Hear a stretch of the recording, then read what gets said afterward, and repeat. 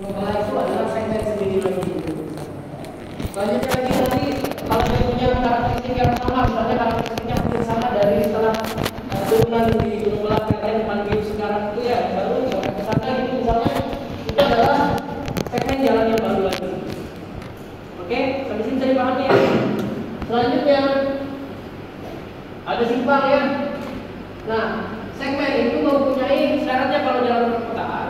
Segmen itu mempunyai perkembangan secara permanen dan menerus sepanjang seluruh atau hampir seluruh jalan, minimal pada satu sisinya. Ya, jadi pada satu sisinya ini punya perkembangannya, entah pertokoan, entah pemukiman, entah kawasan perdagangan dan seterusnya. Itu kalau khusus untuk jalan perkotaan. Kemudian berada dalam atau dekat pusat perkotaan dengan penduduk lebih daripada 100.000. Kemudian atau dalam daerah perkotaan dengan penduduk kurang daripada 100.000. Tetapi mempunyai perkembangan di sisi jalannya yang permanen dan terus. Ya, jadi walaupun dia berada di kota, tapi kalau ternyata di sisi kiri dan kanan jalannya tidak ada perkembangan menerus, berarti dia tidak bisa dianalisis dengan jalan perkotaan. Contoh misalnya jalan Taman Nagrek. Ini kan ada perkembangan menerus di sisi kiri kanannya? Enggak ada. Berarti dia tidak bisa dianalisis dengan analisis jalan perkotaan. Sampai sini bisa dipahami ya? Oke. Ini juga sudah kemarin ya disinggung sedikit tentang jalan, tipe-tipe jalannya, khusus untuk jalan perkotaan ada 2/2, 4/2 itu. Jadi yang tidak terbagi hanya jalan 2 lajur, selebihnya semuanya terbagi. Betul.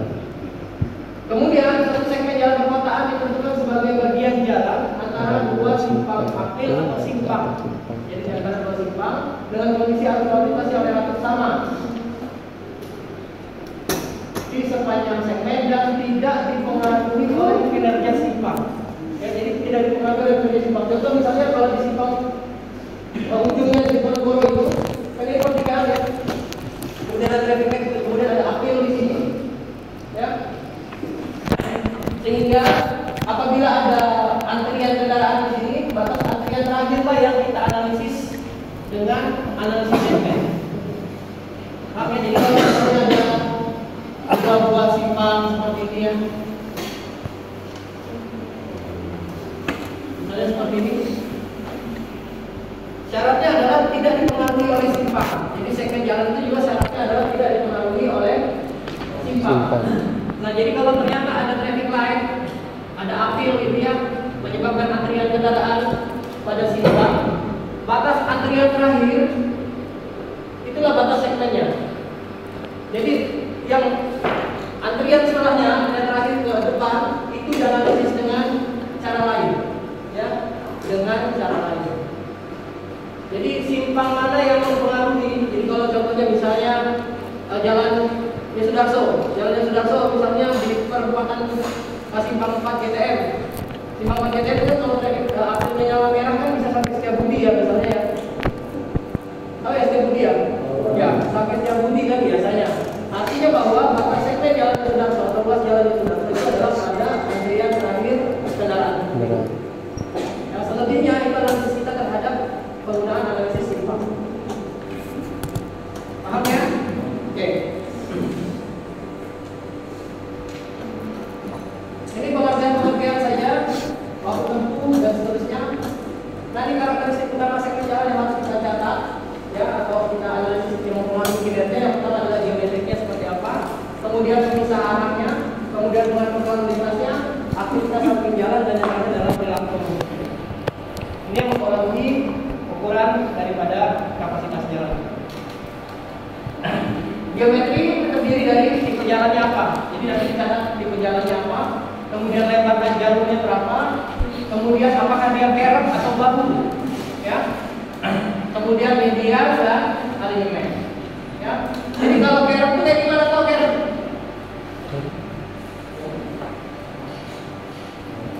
Jadi kalau ada bagian jalan, ya, kerep itu adalah bagian yang ditinggikan di sebelah ruas jalan. Jadi bisa trotoar, bisa car stage. Nah, jadi di jalan kemudian ada bagian yang ditinggikan, jadi disebut sebagai kerep. Oke? Jadi bagian yang ditinggikan. Kalau bahu jalan, bahu jalan ada di sisi pada jalan itu ya. Biasanya dia tidak ditinggikan. Jadi ukurannya biasanya sama gitu ya. Misalnya ini adalah badan jalan, sehingga bahu jalan adalah ini misalnya. Ya, jadi bahu jalan biasanya ukurannya tidak ditinggikan. Berbeda kalau kerok, ini cuma penanda ya. Oh gini ya. Jadi bahu jalan itu biasanya adalah ini gitu bagiannya. Oke, tapi kalau kerok itu adalah bagian yang ditinggikan. Sudah bisa membedakan itu ya. Nah, jadi bahu jalan itu biasanya digunakan adalah untuk keadaan darurat. Ya. Jadi bahu jalan untuk keadaan darurat bahan itu.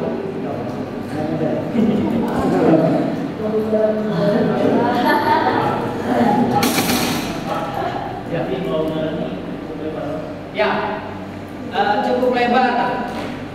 Biasa dalam rentang 1 sampai 1,5 meter. Ya, 0,5. Ya, jadi 0,5 tergantung ruangnya. Ya, tergantung ruang. Desimalisasi itu cuma gambaran saja. Tapi itu desimalisasi ini kalau pernah lihat jembatan di Jepang, desimalisasi itu ya seperti ini ya, tapi kalau lihat tadi ya. Oke, saya lanjutkan tentang komposisi dan arus pemisah arah ya. Nanti juga ada komposisi arus dan pemisah arah. Jadi komposisi arus dan pemisah arah biasanya jalan kita itu kan dalam kondisi kalau dua lajur dua arah terbagi, biasanya kalau seandainya lebarnya adalah 8 meter gitu ya, biasanya umumnya dibagi dua. Jadi umumnya adalah 4 meter, 4 meter. Ada juga yang tidak dibagi menjadi sama rata. Ya, ada juga yang tidak dibagi sama rata. Biasanya dibagi dua tapi tidak sama rata. Bisa saja ini yang 3, yang ini adalah yang 5. Tergantung arusnya. Ya, tergantung arus lalu lintasnya seperti apa. Nah ini komposisi ini, pemisah ini itu dikomposisikan dalam bentuk persentase. Kalau seimbang kiri kanan berarti 50%, 50%. Ya. Jadi dilihat komposisi arusnya seperti apa. Yang ke sana berapa jumlahnya, yang ke sini berapa jumlahnya. Oke. Kemudian apakah ada pengaturan lalu lintas, apakah ada pembatasan parkir pada sisi jalan, kemudian ada apakah pembatasan akses dan seterusnya. Ya. Nah, hambatan samping itu dicatatkan. Ya, jadi dicatatkan. Hambatan samping yang terutama berpengaruh pada kapasitas jalan itu adalah keempat hal ini. Yang pertama adalah pejalan kaki, kemudian yang kedua adalah angkutan umum, dan kendaraan lain yang berhenti. Ya, jadi kendaraan lain yang berhenti, jadi tidak parkir, cuma berhenti saja. Kemudian pindah. Kemudian selanjutnya adalah kendaraan lambat. Kemudian yang terakhir adalah kendaraan masuk dan keluar dari lahan sapi jalan. Jadi misalnya ketika kalian mengurus segmen, kan bilang bahwa tidak dipengaruhi simpang, tapi ternyata di sepanjang segmen yang kita batasi ini misalnya ada banyak gang kecil ya. Ada banyak gang kecil. Nah, gang kecil ini mengakibatkan ada banyaknya aktivitas kendaraan keluar masuk. Ya, ini dicatatkan sebagai salah satu hambatan samping. Ya. Nah ini dia parameternya, kapasitas, derajat kejenuhan yang kita mencari nanti dengan jalan permukaan kita akan dapat itu. Ya.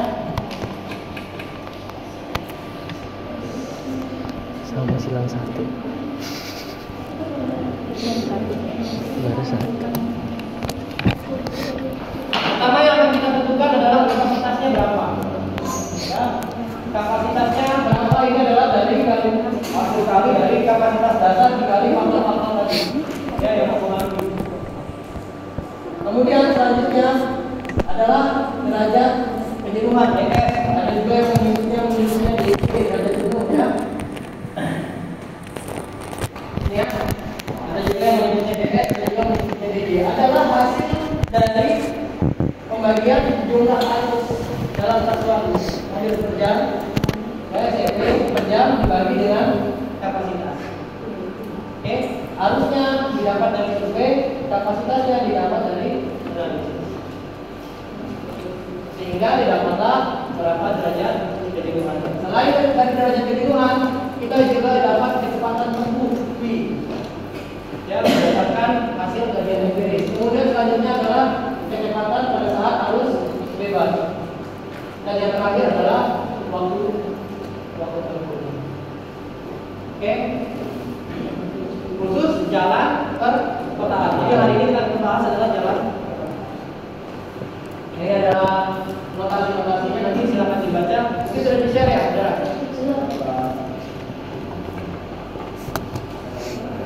Silakan nanti dibuka saja PKJI-nya yang 2023. Aku pakai bukan sarang. Oke, kita sama-sama satu belajar. Ya kan yang di belakang enggak ya? Di belakang juga sudah punya PR-nya kan? Sudah Pak.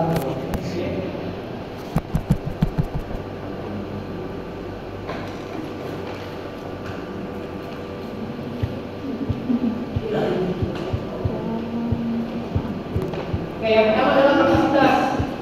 Kapasitas adalah kapasitas dasar dikali dengan faktor lebar lajur, dikali dengan faktor kapasitas untuk pemisah arah, dikali dengan faktor kapasitas untuk perputaran samping, dikali dengan faktor kapasitas untuk ukuran kotak. Jadi hasilnya ada 4. Ya. Faktor untuk lebar lajur, kemudian dikali dengan faktor kapasitas untuk pemisah arah, dikalikan dengan faktor kapasitas untuk hambatan samping, dan yang terakhir adalah faktor kapasitas untuk ukuran kotak. Itu untuk dapat. Oke. Rumus yang kita lihat pertama. Pertama adalah kapasitas dasar. Kapasitas dasar adalah satuannya SMP per jam. Jadi kalau PKJI 2023 menyebutnya SMP per jam. Kalau PKJI 2014 menyebutnya SKR per jam. Jadi kita pakai SMP saja. Satuan mobil penumpang per jam. Ya. Kemudian faktor koreksi kapasitas akibat perbedaan lebar lajur atau jalur lalu lintas dari kondisi idealnya. Sejauh mana dia berbeda. Kemudian yang ketiga, faktor koreksi, faktor kapasitas untuk pemisah arah. Harap diperhatikan di sini, pemisah arah ini hanya berlaku untuk tipe jalan tak terbagi. Ya, jadi jalan tak terbagi. Jadi kalau jalan tak terbagi hanya ada satu tipenya, 2 lajur, 2 arah tak terbagi. Jadi faktor pemisah arah ini digunakan kalau tipe jalannya ketika kalian melakukan tipe jalannya adalah 2 lajur, 2 arah tak terbagi. Kalau 4 lajur 2 arah, 4 lajur 2 arah tak terbagi, berarti faktor kapasitasnya menjadi 50-50. Oke ya. Kemudian selanjutnya faktor koreksi khusus untuk hambatan samping. Ini didapat dari faktor koreksi kapasitas akibat kondisi hambatan samping. Ini adalah dilengkapi bahu atau dilengkapi kerek dan trotoar dengan ukuran yang tidak ideal. Yang terakhir adalah faktor koreksi kapasitas untuk ukuran kotak. Oke. Nah, berapa kapasitas dasarnya? Kapasitas dasar itu hanya ada 2. Ya. Kapasitas dasar itu hanya ada 2, ada 1.300 cc per jam, dan yang kedua adalah 2.800. 1.700 untuk tipe jalannya 4 lajur 2 arah, 6 lajur 2 arah, 8 lajur 2 arah, ya, atau jalan satu arah dengan per lajur. Contoh misalnya kita diminta untuk menganalisis simpang jalan Sumatera yang kemarin menjadi kasus kita, misalnya di jalan Sumatera itu di depan lapangan golf. Itu tipe jalannya apa? 4 lajur, 2 arah terbagi, sehingga kapasitas jalannya, kapasitas dasarnya menjadi 1.700 dikali 4. Kalau analisis kalian per arah berarti 1.700 kali 2, 3.400. Kalau 1.700 kali 4 berarti kapasitas jalannya adalah 6.800 secara keseluruhan. 6.800 SMP per jam. Oke. Kalau 2 lajur 2 arah kita bagi. Nah, misalnya jalan Selamat Riyadi, itu kan 2 lajur 2 arah kita bagi. Berarti kapasitasnya secara keseluruhan itu adalah 2.800 SMP per jam. Mungkin bisa dipahami? Ada pertanyaan begini? Saya? Oke. Coba. 4,728. Masih ada coba. 4,268. Selanjutnya kita koreksi. Jadi sudah dapat, sudah ditentukan 1.700 kalau dia 4 lajur 2 arah, 6 lajur 2 arah, 8 lajur 2 arah. 2.800 kalau dia 2 lajur 2 arah tak terbagi, ya. Selanjutnya adalah faktor koreksi kapasitas lebar lajur. Berapa faktor koreksinya? Faktor koreksinya itu ditentukan berdasarkan ukuran dimensi daripada lebar jalan. Kalau jalannya 4 lajur 2 arah, bisa dilihat di sini. Kalau jalannya 4 lajur 2 arah seperti ini, anggaplah ada mediannya gitu ya. Ini mediannya.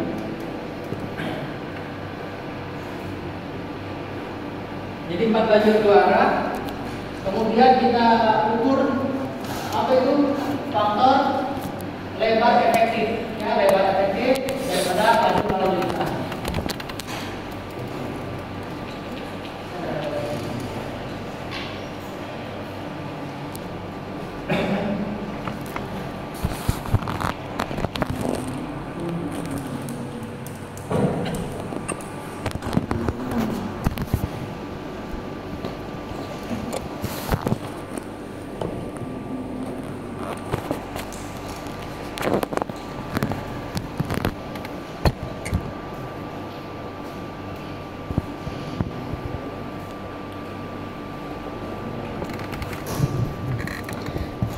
Sudah penyimpanan ini.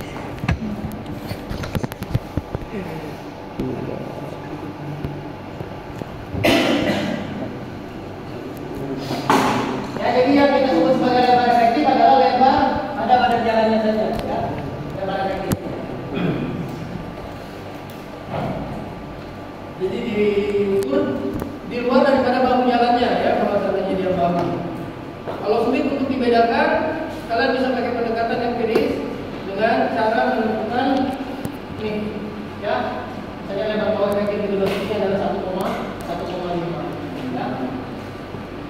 Jadi misalnya ternyata pas kalian survei kan seperti ini kondisinya gitu ya, tidak ada marka yang jelas untuk menentukan bahu jalan gitu ya. Jadi kalian bisa menggunakan pendekatan terhadap bahu efektif bahu 1,5, ya.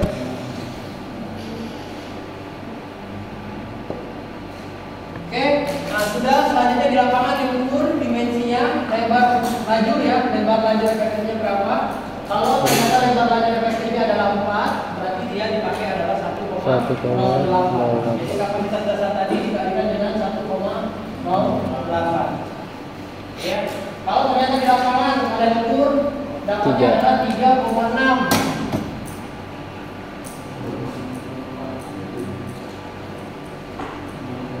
Berarti kalau 3 misalnya kalian dapat di lapangan 3,6 dimensinya lebar lajurnya, jadi kita pakai berapa?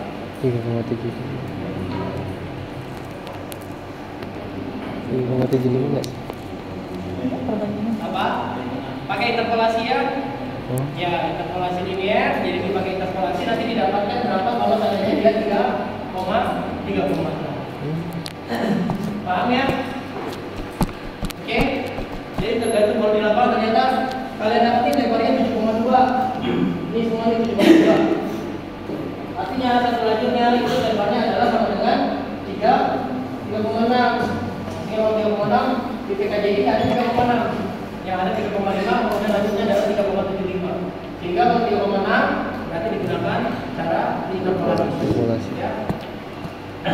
Itu adalah faktor koreksi untuk lebar lajur. Kalau 2 lajur 2 arah berarti ini adalah lebar untuk kedua arah. Kalau yang ini hanya lebar lajur efektifnya saja. Kalau yang ini lebar kedua arah, lajur kedua arah. Jadi yang diukur adalah kedua-duanya. Sehingga jalan itu kalau bisa lihat di sini bahwa 2 lajur 2 arah terbagi itu paling maksimum adalah 11 meter. Nah, jadi ketika di lapangan tidak ada marka yang jelas, kalau lebih daripada 11 meter berarti kita gunakan dia adalah sebagai 4 lajur 2 arah. Paham ya? Oke. Selanjutnya faktor kapasitas untuk pemisah arah. Ini hanya berlaku untuk jalan tipe 2 lajur 2 arah atau bagi. Kalau 4 lajur bisa dipakai, pakainya 5 50 saja. Berarti RJKA-nya sama dengan 1. 1. Oke. Kalau ternyata lebar lajurnya dua arah itu adalah 5545, 6040, 6535, berarti yang dipakai adalah 0,97 dan seterusnya. Ya, 0,97, 0,94 dan seterusnya. Oke. Selanjutnya, faktor koreksi kapasitas akibat kelas kecepatan samping. Di sini, kalau dia tipenya adalah pada jalan berkerok ya, jadi di sini didasarkan pada tabel 45, kita barunya nanti. Tabel 45 itu adalah jalan dengan bahu, 46 jalan dengan kerok. Nilai faktor koreksi kapasitas samping untuk tipe jalan 6 lajur 2 arah dan 8 lajur 2 arah dapat ditentukan dengan menggunakan nilai faktor kapasitas untuk kecepatan samping untuk jalan 4 lajur 2 arah kembali yang itu menggunakan persamaan ini. Nah, jadi kalau kita di lapangan, kita nggak punya jalan yang kita analisis itu adalah jalan lajur 2 arah atau 8 lajur 2 arah. Nah, di 8 lajur 2 arah ada dalam ini, sehingga kalian bisa pakai faktor koreksi yang 4 lajur 2 arah misalnya seperti ini, kemudian digunakan persamaan ini.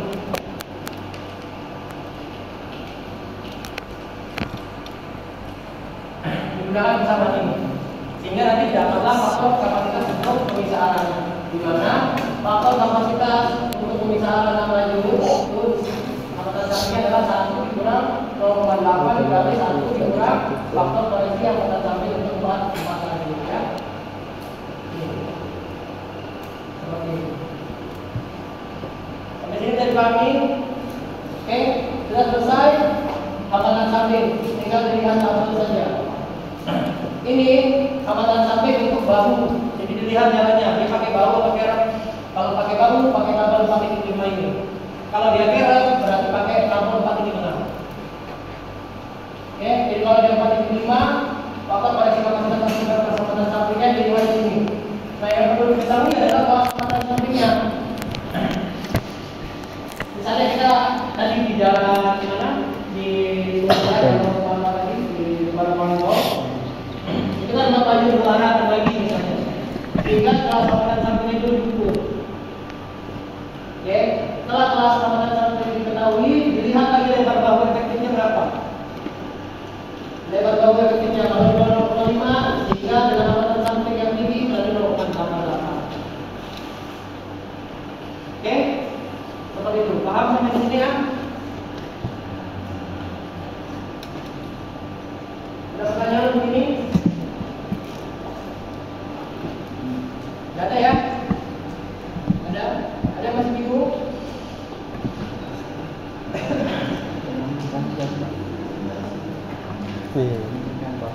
Jadi yang dicatatkan adalah khusus untuk menentukan faktor koreksi kapasitas untuk hambatan samping itu ditentukan dengan dua. Pertama, tentukan dulu jalannya, apakah dia dengan bahu jalan atau dengan kerek, dilihat di lapangan. Kalau dia kerek, berdasarkan tabel 4.6. Kalau dia bahu, pakai tabel 4.5. Oke, nah, kalau dia seandainya dia kerek, misalnya anggaplah dia bahu ya, bahu berarti kita pakai tabel 4.5. Oke, sudah lihat tabel 4.5, kemudian dilihat lagi kelas hambatan sampingnya. Hambatan sampingnya bagaimana? Nanti saya jelaskan di bawah cara mengukur dan menentukan kelas hambatan samping sangat rendah, tinggi, sedang, dan sangat tinggi. Oke, misalnya, kelas hambatan sampingnya sedang, sudah dapat kelas hambatan samping sedang, jalannya dengan bahu jalan. Dilihat lagi lebar bahunya. Berapa lebar bahunya? Kalau dia di bawah 0,5 berarti sedang, dan di bawah 0,5 berarti 0,92 berarti faktor kapasitas untuk hambatan sampingnya dimasukkan 0,92. Kalau misalnya hambatan sampingnya sangat tinggi dengan lebar bahu efektifnya adalah 1,5 berarti 0,92. Paham ya di sini? Oke. Ternyata misalnya dia sangat tinggi dengan lebar bahu efektifnya 1,2.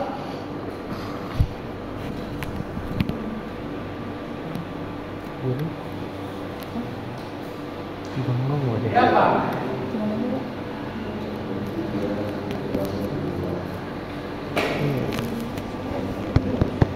Kalau hambatan sampingnya sangat tinggi, lebar bahunya 1,2. Berapa faktor kapasitas hambatan sampingnya? 1,5.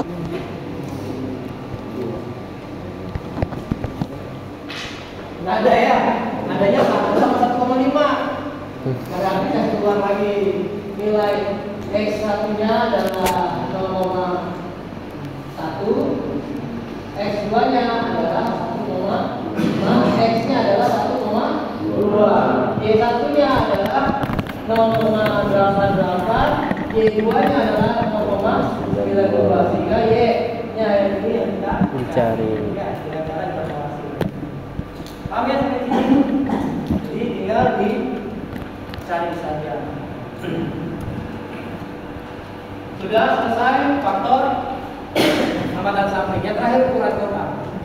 Ukuran total paling gampang dilihat saja berapa jiwa penduduk kota yang kita analisis. Misalnya Tarakan berarti kotanya kira-kira 245-an gitu ya. 245.000 berarti di antara 0,1 sampai 0,5 juta jiwa. Sehingga papan koreksi ukuran kotanya adalah 0,90. KTT misalnya KTT itu jumlah penduduknya 80 ribuan, sampai 28 ribuan. Berarti di mana sangat kecil sehingga ukuran kotanya adalah 0,86. Paham ya?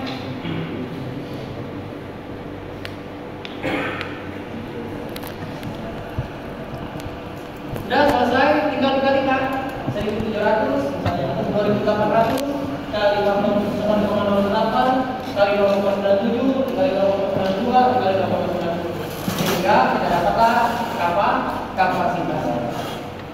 Sudah selesai dapat kapasitas, tinggal jadi sehingga kita bisa sudah tahu ya derajat beda rumahnya berapa. Derajat beda rumahnya adalah arus yang kalian survei dibagi dengan kapasitas yang ada kalian. Paham ya? Ada pertanyaan begini? Tidak ada ya? Apa kan ya? Pas belajar Kaca ya? 3 jam. Oke, nah ini ya, selanjutnya hambatan samping. Hambatan samping itu bagaimana cara menentukan hambatan samping? Cara menentukan hambatan samping adalah kalau kejadiannya itu di bawah 100 itu berarti kategori kelas hambatan samping adalah 100. Jadi yang sangat tinggi kalau kejadiannya itu adalah 900 kejadian di sisi jalan. Bagaimana cara menentukan kejadiannya itu 900? Caranya adalah dengan melakukan survei, mengalihkan dengan bubur. Jadi dicatat aktivitasnya. Bagaimana cara mencatat aktivitasnya? Kelas hambatan samping ditetapkan dari jumlah perkalian antara jumlah frekuensi kejadian setiap jenis hambatan samping dikalikan dengan buburnya. Oke, frekuensi kejadian hambatan samping itu berdasarkan pengamatan di lapangan selama 1 jam di sepanjang segmen yang diamati. Nilai bobot jenis hambatan samping kita bisa lihat dari dalam ini. Jadi misalnya sepanjang segmen yang kalian amati ini kalian mencatat selama 1 jam. Berapa banyak pejalan kaki, berapa banyak kendaraan umum yang berhenti, berapa banyak kendaraan yang keluar masuk, dan berapa banyak arus kendaraan yang lambat atau kendaraan lambat. Jadi dicatatkan sepanjang segmen. Jadi dicatat nih berapa banyak pejalan kaki. Ternyata pas kalian survei dapatlah pejalan kakinya yang dapat adalah sebanyak 170 orang misalnya. Kemudian kendaraan umum dan kendaraan lainnya yang dapat adalah 25. Kemudian kendaraan keluar masuk sisi jalannya adalah 30 misalnya. Kemudian arus kendaraan lambatnya adalah 10. Sehingga berapa kelas hambatan sampingnya? Tinggal dikalikan saja 170 dikali 0,5, 25 dikali 1, 30 dikali 0,7 dan 10 dikali 0,4. Sehingga didapat lagi berapa? 85 ditambah dengan 25 ditambah dengan berapa ini? 21 ditambah dengan 4. Sehingga dapatlah 110, 131, 135. Dilihat 135 kejadian. Dan kalau dapat 135 kejadian, berapa dia? Berarti apakah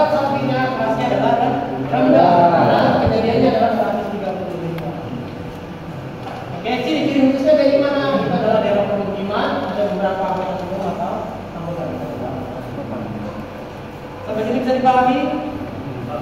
Ya. Ya, jadi semua yang dimasukkan sebagai kelas lambatan samping adalah yang masuk dalam kategori ini.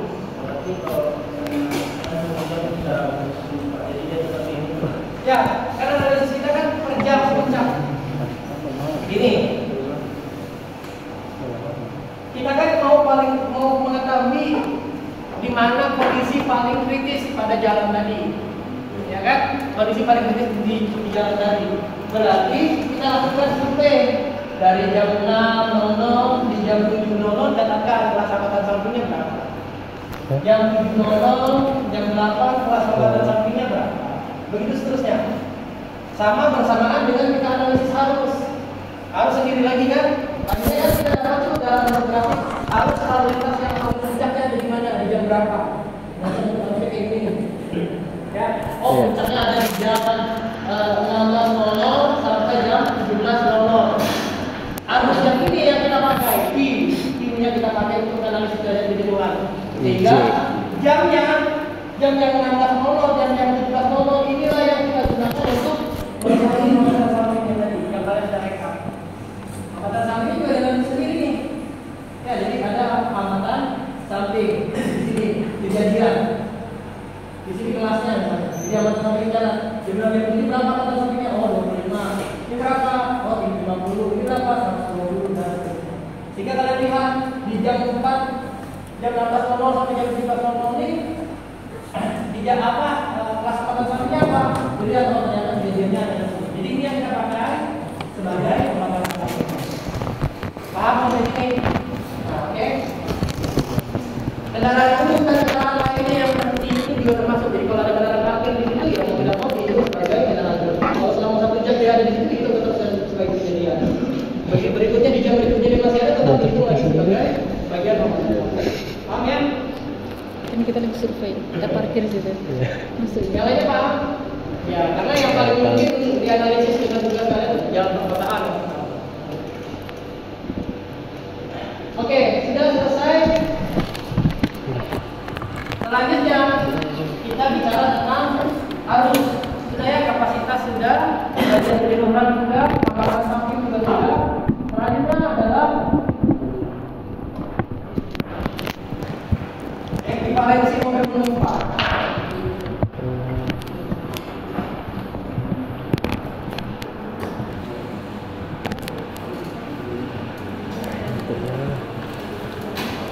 Begini ya.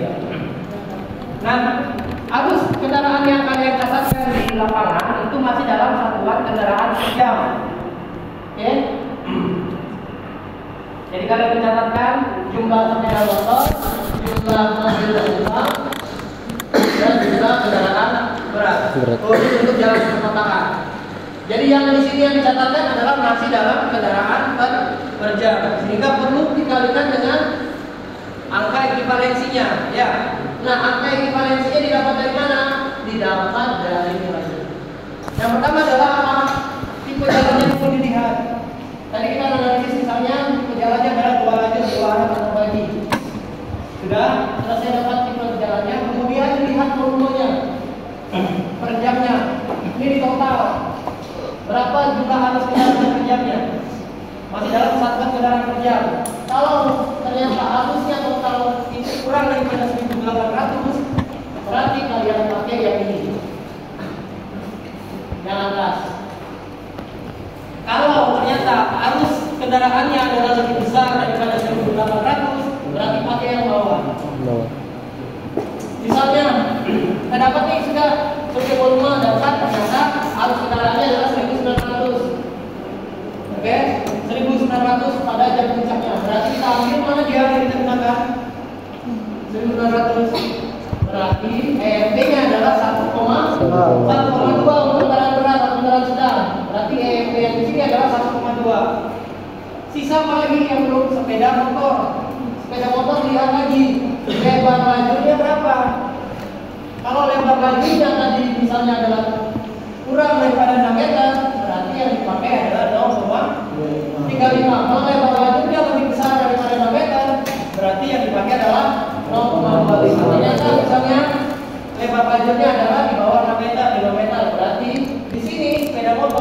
angka ekivalensinya adalah sama dengan 0,35. Jadi jumlah kendaraan yang kalian katakan tadi adalah 1.200, ini dikalikan dengan 0,35. Yang ini kalian dicatat adalah dapatnya 20, berarti dikalikan dengan 1,2. Sehingga didapatkan total kendaraan dalam satuan mobil penumpang. Harusnya inilah yang pekerjaannya, itulah yang kita gunakan sebagai Q. Sama juga dengan ini ya, jadi tergantung tipe jalannya, kemudian tergantung daripada arus lalu lintasnya. Jadi di sini bisa dilihat 1,3, 1,2. Kalau kendaraan sedang itu tidak ada kendaraan berat itu cuma 1,3, 1,2 saja. Selebihnya kalau sepeda motor ya 0,4, 0,25. Kalau di kendaraannya 4 lajur, 6 lajur. Tapi kalau 2 lajur, MP-nya adalah 0,35 dan 0,25. Sudah selesai?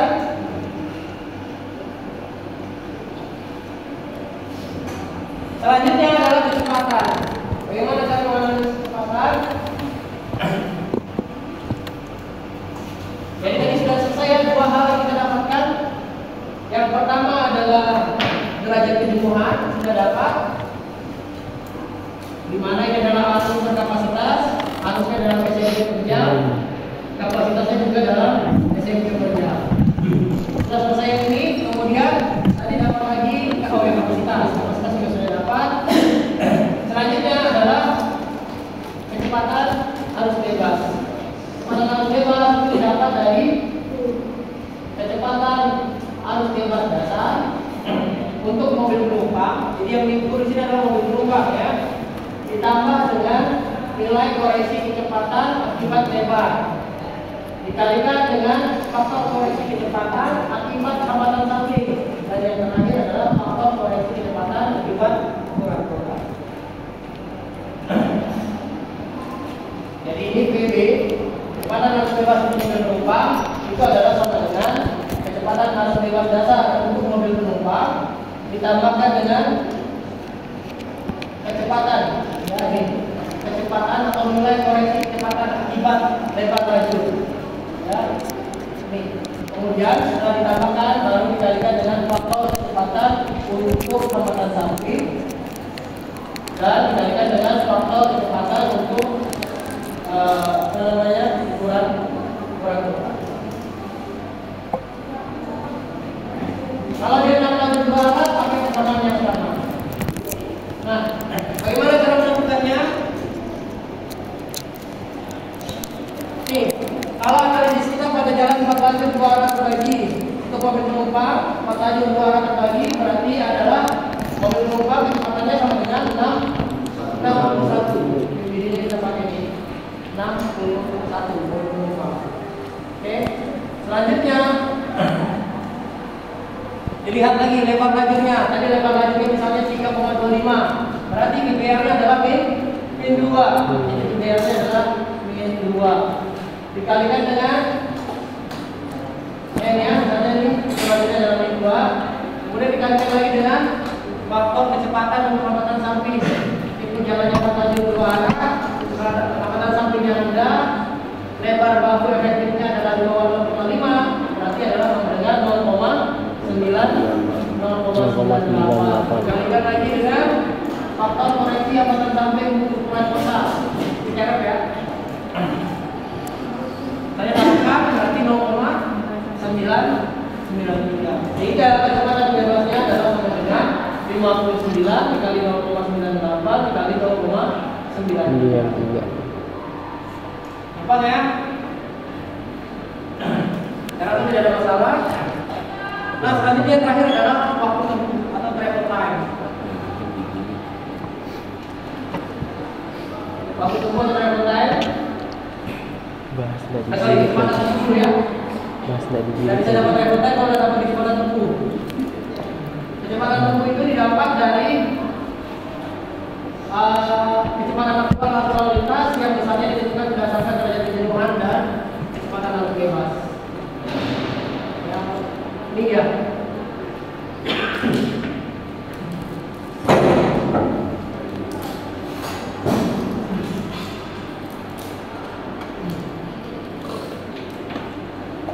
langsung Udah aku baru grafik gitu.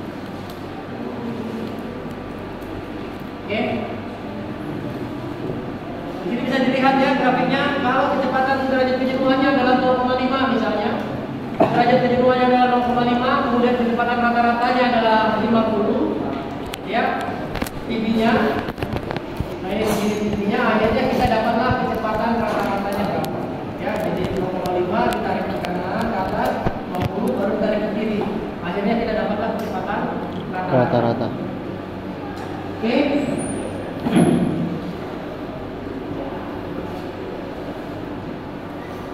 Begitu ya. Akhirnya selanjutnya dari itu kita dapat menghitung waktu tempuh. Travel time itu adalah dari kecepatan, dari panjang dibagi dengan kecepatan. Panjang jalannya adalah panjang segmen yang kalian analisis. Jadi ditaruh dulu berapa panjang segmennya.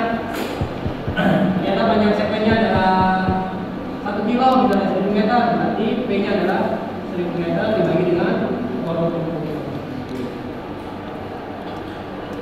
Dan sampai sini ada pertanyaan?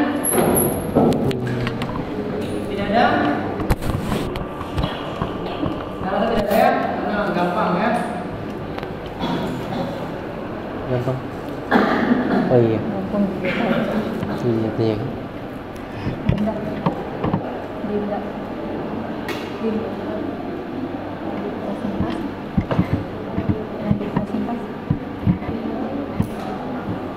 Nah.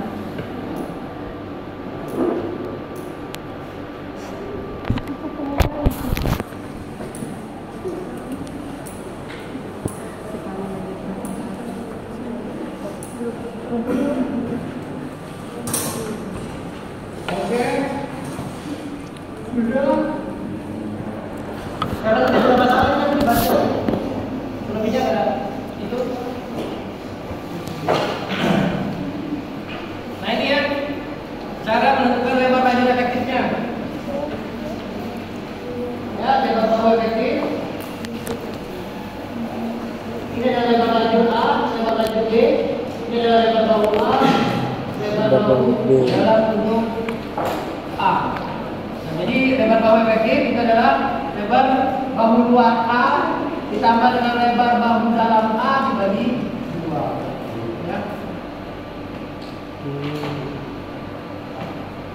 Oke. Rasa tidak ada yang lagi juga.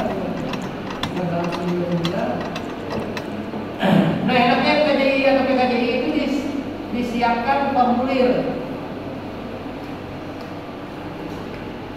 Ya. Formulirnya ada di akhir dari file itu yang sudah di-share ke kalian. Nah, ini ya. Nih. Jadi analisis kita di formulirnya di halaman di PDF-nya di halaman 27. Ya. Di halaman 27 dan silakan melihat di halaman 27. Di situ ada formulir. Nah, formulir itu yang kita isi. Gambarkan dulu dengan situasinya. Kemudian potongan melintang jalannya, lebar bahunya berapa, sisi A, sisi B-nya berapa. Kemudian dicatatkan parameter lebar lajur lalu lintasnya. Kemudian apakah ada kecepatan kecepatan? Itu formulir yang pertama, diisi kondisi di lapangan. Sudah selesai. Tapi sebelum ini masuk, kalian tentukan dulu jam perencanaan. Karena analisis kita ini kan per jam. Ya, jadi misalnya yang kita analisis itu tentukan puncaknya di mana. Jadi kan analisis kita kan pada mulai surveinya dari jam 6 sampai jam 18 misalnya. Ya. Semuanya ada formulir. Nah, ini dicari dulu di mana kondisi jam puncak. Nah, jam puncak itulah yang dijadikan jam analisis. Jam analisis. Jam analisis itulah yang kita masukkan ke dalam formulir. Oke? Nah, itu yang dimasukkan arus kendaraannya berapa? Ini arus di jam puncak. Jam puncak. Ya, di jam puncak. Atau di peak hour-nya. Sudah, masukkan juga bobot hambatan sampingnya. Selesai, tinggal masukkan PPD-nya berapa, kapasitas dosanya berapa. Sudah selesai. Nah, selesai dapat derajat kejenuhan, dapat kecepatan tempuh, dapat waktu tempuh. Sudah selesai. Nah, akhirnya kalau kita sekalian, apabila ternyata derajat kejenuhannya itu mendekati 1 atau melampaui 1, berarti ada masalah. Atau kecepatan dasarnya itu di bawah dari kecepatan dasar normal, misalnya 20 km per jam, atau waktu tempuh yang seharusnya dengan kecepatan normal itu bisa ditempuh dalam waktu 10 menit, ternyata waktu tempuhnya menjadi 30 menit, berarti ada masalah. Nah, masalahnya apa? Masalahnya macam-macam itu kondisi di ruang lalu lintasnya. Nah, sisanya adalah kalian menganalisisnya lagi. Harus apa? Oh, ternyata keroknya dibongkar aja.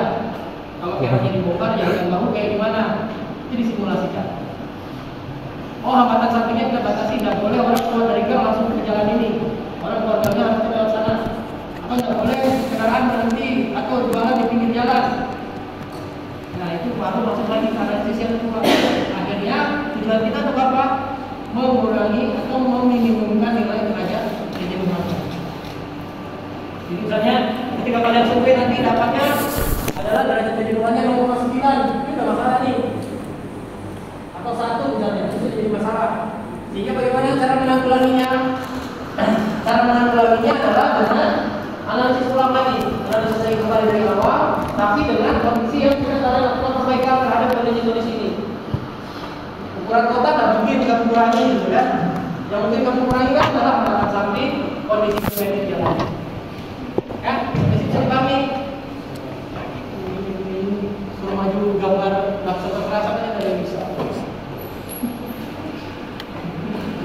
Ya, mas lagi saya di belakang yang melihat ini, atau saya ajaran ini gitu ya.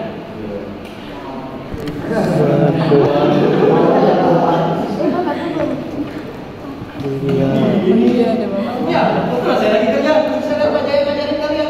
Kok semua maju nih saya bilang. Ini yang benar ya. Kemarin Pak Jaya nanggung semua jauh. iya. Kalau sama Pak Andi, Pak Hasan, kalau mau dari Nah, ini contohnya ya. Contohnya silakan dilihat saja. Iya. Oke. Nah, sudah saya rasa tidak ada masalah begitu.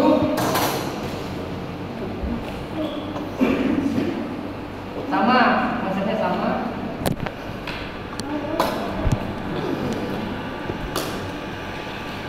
Kita tiba di bagian akhir daripada slide saya.